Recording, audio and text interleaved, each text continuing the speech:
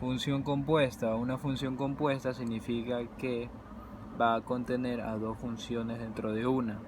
Ok, se lo lee como f de g, se lo puede escribir como f o g, con lo que es igual f y g de x adentro. Ok, lo importante de esto es lo siguiente: el dominio de f de g es el dominio de g, o sea, el dominio de la función compuesta, su dominio va a ser la función interna. Ok, siempre que se cumpla que el rango de g sea subconjunto del dominio de f. ¿Qué pasaría si yo tuviera g de f? Daría lo mismo. El dominio de g de f es el dominio de f. ¿Por qué? Porque f es la función interna.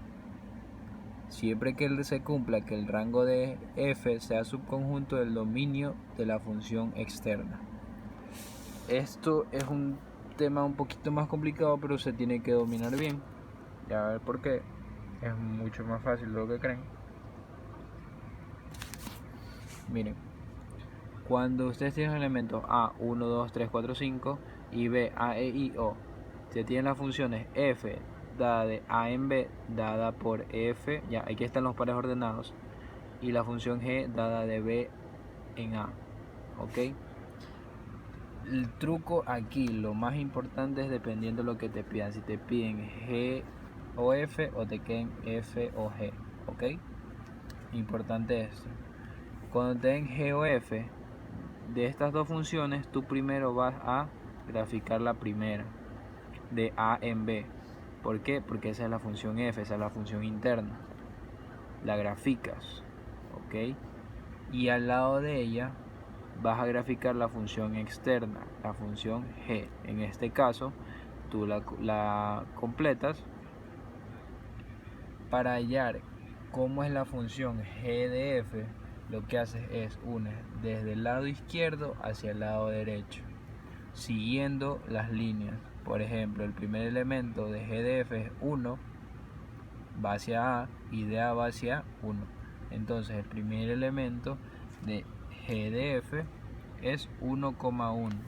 Lo mismo pasaría con 2AE, de E a 2 es 2,2. ¿Ok? Y así van. Por ejemplo, en este caso la 3 va con la I y la I va con el 4, 3,4. ¿Ok? Esto es importantísimo primero para graficar funciones compuestas. Siempre graficar la función interna y luego graficar la función externa y unir los dos extremos. ¿Ok? ¿Qué pasaría si tuviera f de g? Grafico la función interna, que en este caso sería g de x, la grafico, y luego grafico la función externa f y uno los dos polos opuestos, siguiendo obviamente las líneas. Ok, si se dan cuenta, siempre va a seguir este esquema, el cual tú haces la función interna y la función interna, su conjunto de llegada se convierte en el conjunto de partida de la función externa. Ok, siempre va a seguir ese orden. Si no sabes, hay personas que pueden hacerlo esto mucho más fácil, pero si no puedes, haz un diagrama sagital y recuérdate que siempre en la composición de funciones tienes que graficar primero la función interna, luego la externa y unir los polos, los extremos. ¿Ok?